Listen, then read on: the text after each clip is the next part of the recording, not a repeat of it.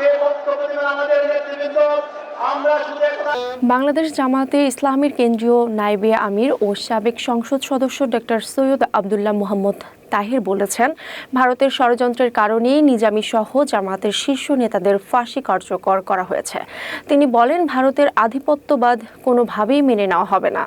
মঙ্গলবার 18 ফেব্রুয়ারি বিকেলে Comilla town hall মাঠে জামাত নেতা এটিএম আজহারুল ইসলামের মুক্তির দাবিতে আয়োজিত সমাবেশে প্রধান অতিথির বক্তব্যে তিনি এসব কথা বলেন।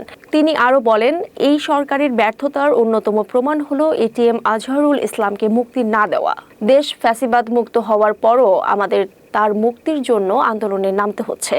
সমাবেশে সভাপতিত্ব করেন কুমিল্লা মহানগরী জামায়াতের আমির ও কেন্দ্রীয় কর্মপরিষদ সদস্য কাজী দ্বীন মোহাম্মদ। এছাড়া সমাবেশে বক্তব্য রাখেন কুমিল্লা দক্ষিণ জেলা জামায়াতের আমির মোহাম্মদ শাহজাহান, উত্তর জেলা জামায়াতের আমির অধ্যাপক আব্দুল মতিন, মহানগরী জামায়াতের নায়েবে আমির মোহাম্মদ মুসলে উদ্দিন সহ অন্যান্য নেতৃবৃন্দ।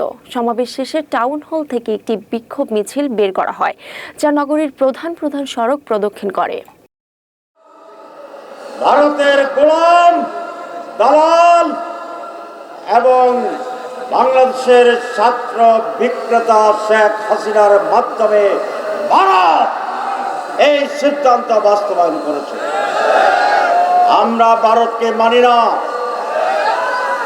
আমরা আধিপত্যবাদ মানি না, আমরা মানি বাংলাদেশকে।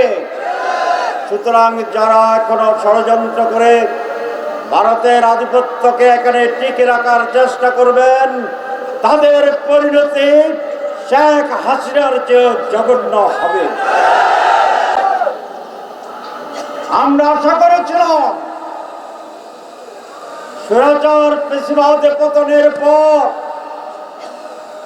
বর্তমান ইন্টারিম গভর্নমেন্ট নিজ উদ্যোগে অনেক আগে আজহারুল ইসলামকে মুক্তি দেবে, কিন্তু আবার আমি উষ্মা প্রকাশ করে বলেছি, এই সরকারের বড় যে ব্যর্থতা তার অন্যতম একটি হচ্ছে আজহারুল ইসলামকে এখনো মুক্তি না দেওয়া।